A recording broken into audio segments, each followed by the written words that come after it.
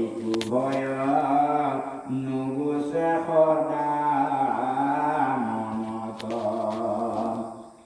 দিব্য স্বৰ্গভোগ গুঞ্জে তথাপিতো চিন্তায়ে ধাতু উৰায় যেন কাটিবাৰ বন্দী অখান্তে সন্তোষ নাই খাওনটো পিন্ধন হে ৰাম জগত পতিথ যজ্ঞদান কৰি যদি মহাপুণ্য পঞ্চয় তথাপি কালৰ হাত নেৰাই যদি ব্ৰহ্মভুৱন বংশয় হে ৰাম কেতিক্ষণে কালে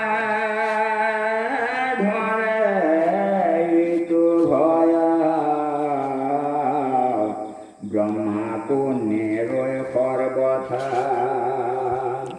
অপহিলো পৰম কথা নিপবৰ আবেগো নাপাছ কথা। কৃষ্ণ এতিয়া ইয়াত উল্লেখ কৰা হৈছে যিটো কাহিনীটো এনেকুৱা ধৰণে কৈছে যে এই বিশ্ব ব্ৰহ্মাণ্ডত 14খন ভুৱন আছে, ওপৰে 7খন তলে 7খন, যম নগৰখন সেই তলত আছে বুলি কৈছে, 7 ওপৰ তলতহে আছেগৈ বুলি কৈছে যম নগৰ। এনেকুৱা লাগিছে যম নগৰ যে য'ত জীৱবিলাকে অত্যাচাৰী জীৱবিলাকক শাস্তি দিয়া যায়, কিন্তু ইয়াত মুখ্য হিচাপে 28খন নৰকৰ কথা বৰ্ণনা দিছে। কিন্তু তাৰ আগত কৈছে যে 84 লাখ নৰককুণ্ড আছে এই বুলি কৈছে। এতিয়া ইয়াৰ ভিতৰতে কেইখনমানৰ ভিতৰত এনেকৈ ৰৌৰক নৰক, পুং নৰক, এনেকৈ কেইখনমানৰ বৰ্ণনা দিছে। পুং নৰক কেৱল এখনৰ কথা আমি আলোচনা কৰিছোঁ, বাকী 17খনটো বাদ দি থৈ যাওঁ। এখনৰ কথা আপোনাৰ পুং নৰকখন কি বা ৰৌৰক নৰকখন, প্ৰথম ৰৌৰক কৈছে, তাৰপৰা পুং।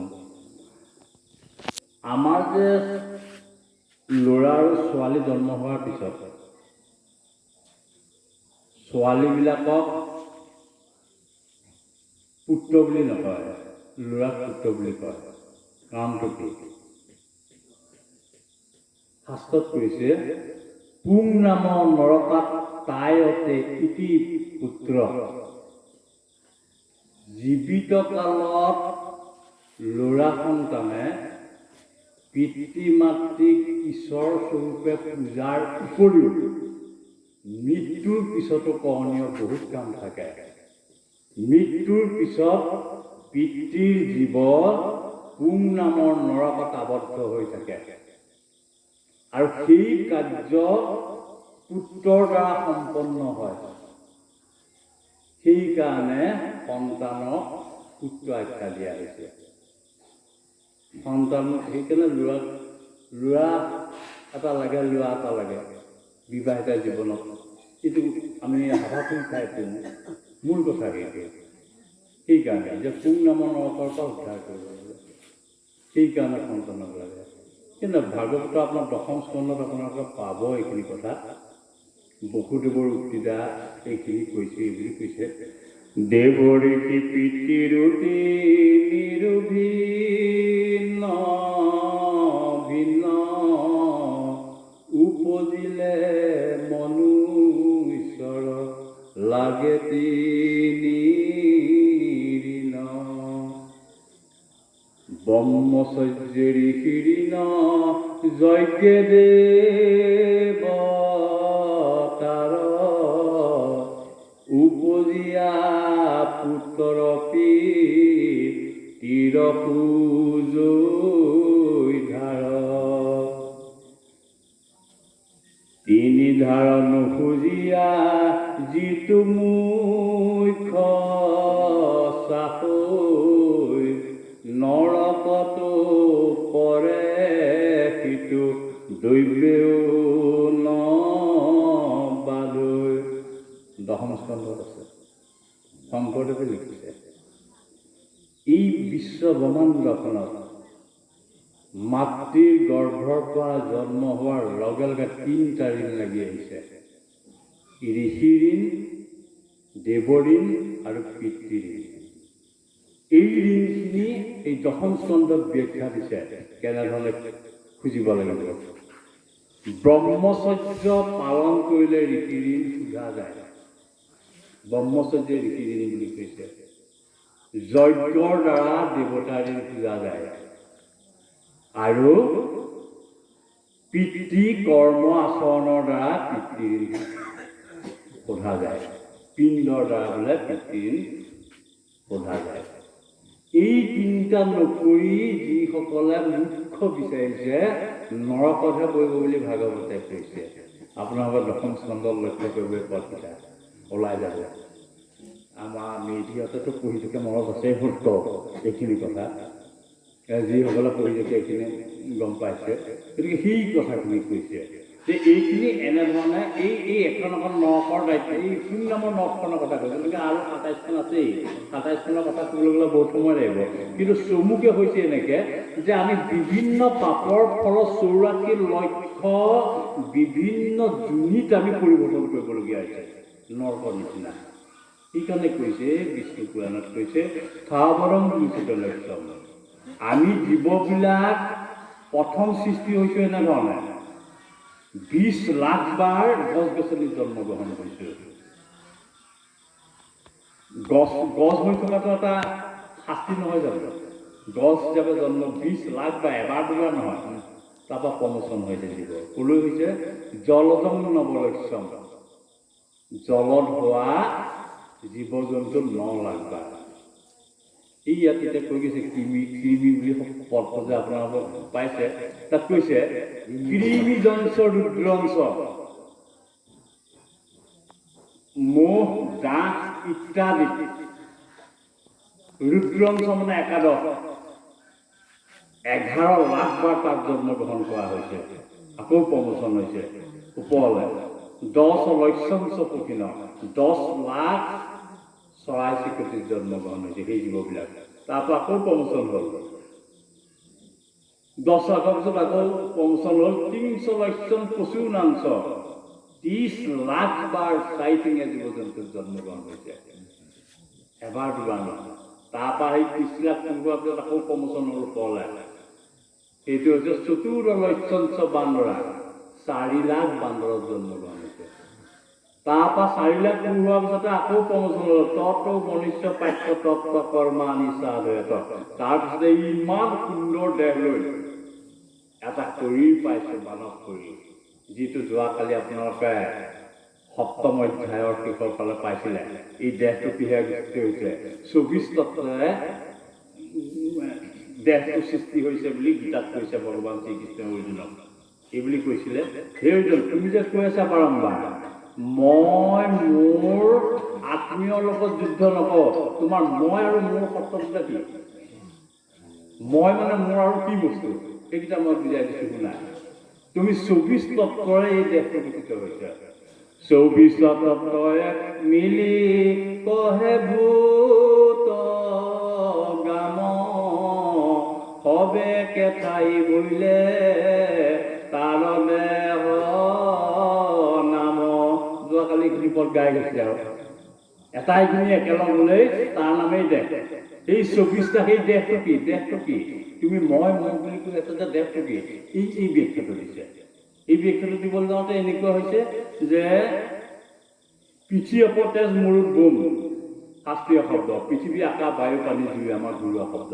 একেটা শব্দকে মই ঘৰুৱা শব্দত কৈছোঁ। এই 5টা পঞ্চ মহাভূত বুলি কোৱা হয়। পঞ্চ মহাভূত তাৰমানে এই মূল 5টা মহাভূত মানে হৈছে পদাৰ্থ বস্তু। এই বস্তুকেইটা পাই গোটেই বিশ্ব জগত সৃষ্টি হৈছে। এই 5টা বস্তু পাই তাৰ লগত লগ লাগিছে ইয়াৰ লগত লগ লাগিছে পঞ্চ কৰ্মেন্দ্ৰিয় আৰু পঞ্চ জ্ঞানেন্দ্ৰিয়। 15 হ'লগৈ। 5টা কৰ্মেন্দ্ৰিয়, 5টা জ্ঞানেন্দ্ৰিয়। তাৰ লগত লগ লাগিছে পঞ্চ তন্মান্ত্ৰ। গতিকে ইয়াত তন্মান্ত্ৰ বুলি কৈ যাওঁতে বুজাত অকণমান সকলো অসুবিধা হৈছে। আমাৰ ভাগৱত শুনি থকাসকলে বুজি পায় পটককৈ, বা নতুন মানুহখিনিয়ে বুজি পাবলৈ অলপ অসুবিধা হয়। পঞ্চ তন্মান্ত্ৰ হৈছে ৰূপ, ৰস, গন্ধ, স্পৰ্শ, শব্দ। চকু আছে, চকুৱে নেদেখে, তেতিয়া কিহে দেখে? চকুৰ ৰূপ তত্ত্ব যেতিয়ালৈকে থাকিব সেইদিনালৈকেহে দেখিব। যিদিনাই ৰূপ তত্ত্ব এৰাই যাব, যেনে মৃত মানুহজনৰ চকুটো থাকে, একেই থাকে, নেদেখে, কাৰণ সেই ৰূপ তত্ত্বত নাইকিয়া হৈ যায়, তেতিয়াই তেওঁ নেদেখে। তেওঁ দুখন কাণ আছে, নুশুনে, শব্দ তত্ত্বতে তেওঁ শৰীৰৰ পৰা নাইকিয়া হৈ গৈছে, কাণৰ কাম নাই। ৰূপ, ৰস, গন্ধ, নাক দুটা আছে, কিন্তু তেওঁ মৃত মানুহজনৰ সন্মুখত ধুনীয়া পদুমৰ গুণ দিয়ক গম নাপায়, বিষাক্ত বস্তু গুণ দিয়ক গম নাপায়, কাৰণ এইটো তেওঁতো নাক আছিলে, কিয় নাপায়? গতিকে সেই গন্ধ তত্ত্বটো শৰীৰত নাই, একো পাব, তেওঁ গুচি গ'ল, ইয়াৰ পৰা ওলাই গ'ল। যাৰ কাৰণে পৰমাত্মা যোৱাৰ লগে লগে এই কোনো বস্তুবিলাক শৰীৰত থাকিব নোৱাৰে। সেই পঞ্চ তন্মান্তৰ লগ লাগি বীজ হ'ল মন, বুদ্ধি, অহংকাৰ, চেতন বা প্ৰকৃতি শক্তি। এই চাৰিটা লগ লাগি ইয়াতে 24টা হ'ল। এই 24টা তত্ত্ব যেতিয়া লগ লাগে তেতিয়া এটা শৰীৰ ধাৰণ কৰা বুলি ভগৱান শ্ৰীকৃষ্ণই অৰ্জুনৰ আগত কৈছিলে। আৰু 25 তত্ত্বটো হৈছে, 25 নম্বৰ বস্তুটো হৈছে যে এই শৰীৰ নামৰ যিখন ৰথ হ'ল, এই ৰথখনৰ এজন চালক লাগিব, ড্ৰাইভাৰজন লাগিব। এই ড্ৰাইভাৰজন সেয়াই হৈছে ঈশ্বৰ তত্ত্ব। এই ঈশ্বৰ তত্ত্ব নোহোৱালৈকে এই শৰীৰৰ কাম নাই।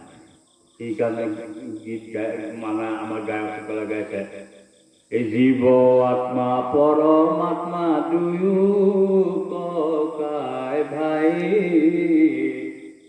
দেহৰ মধ্যে বহি আছে চিনা চিনি নাই। এইবুলি গীতত গাইছে গায়কসকলে যে জীৱ আত্মা আৰু পৰমাত্মা, এই জীৱ আত্মাই পৰমাত্মাক দৰ্শন কৰিব পাৰে। যেনেকৈ আমি টেলিভিশ্যন দেখিছোঁ তেনেকৈ দৰ্শন কৰিব পাৰে। কেতিয়া পাৰে? যেতিয়া চিত্ত শুদ্ধি হয় তেতিয়া পাৰে। চিত্ত শুদ্ধিৰ বহুত দীঘলীয়া কথা আছে, সেইখিনিলৈ নাযাওঁ। গতিকে চিত্ত শুদ্ধি হ'লেহে পাৰিব, তেতিয়াহ'লে আমি বোলে ঈশ্বৰ দৰ্শন হ'ব পাৰিম, তেতিয়ালৈকে নহ'লে নহ'ব। গতিকে এনেকৈ এই 84 লাখ এইখিনিও, এই যোনিখিনিও একেবাৰে ওপৰৰ লগত ইয়াতে তুলনা কৰিছোঁ। গতিকে আমি মনুষ্যৰ পৰা তলখিনিলৈ আহিলে, যদি তললৈ যাওঁ, মনুষ্যৰ পৰা তললৈ দেৱত্ব তললৈ আহিলে এই যোনিবিলাক লাভ কৰিব লাগিব, যাৰ কাৰণে আমি কেতিয়াবা ৰক্ত ইয়াত উল্লেখ কৰিছে ভাগৱতৰ পদবিলাকত, কেতিয়াবা ৰক্ত খাই জীয়াই থাকিব লাগিব। 1 চেনি পানী আছে, ৰক্তহে খাই আছে, মানুহৰ শৰীৰ কেনেকুৱা অৱস্থাত বাস কৰিবলগীয়া আছে ইত্যাদি ইত্যাদি। গতিকে এইটো এতিয়া সংসাৰৰ বস্ত্ৰ। এই বস্ত্ৰৰ পৰা উদ্ধাৰ হোৱাটো হৈছে ভাগৱত তত্ত্ব শ্ৰৱণ কৰিলে একেলগতে 3 ফল লাভ হয় বুলি ইয়াত কৈ গৈছে। ভাগৱত শুনিলে ভক্তি মাৰ্গ একাকীতা, মহাপুৰুষ শংকৰদেৱে একাকীতা মাৰ্গক 9টা প্ৰধান পদ হিচাপে ৰাখি থৈ গৈছে। শ্ৰৱণ, কীৰ্তন, অৰ্চন, বৰ্চন, এনেধৰণে এই 9টা সুন্দৰ পদ দি থৈ গৈছে। এই 9টা পথেদি যিয়েই যায় তেওঁলোকে পৰম পুৰুষ পৰমেশ্বৰক লাভ কৰিব পাৰে, এই বুলি গুৰুজনাই এই তত্ত্বখিনি দি থৈ গৈছে। আগবাঢ়ক।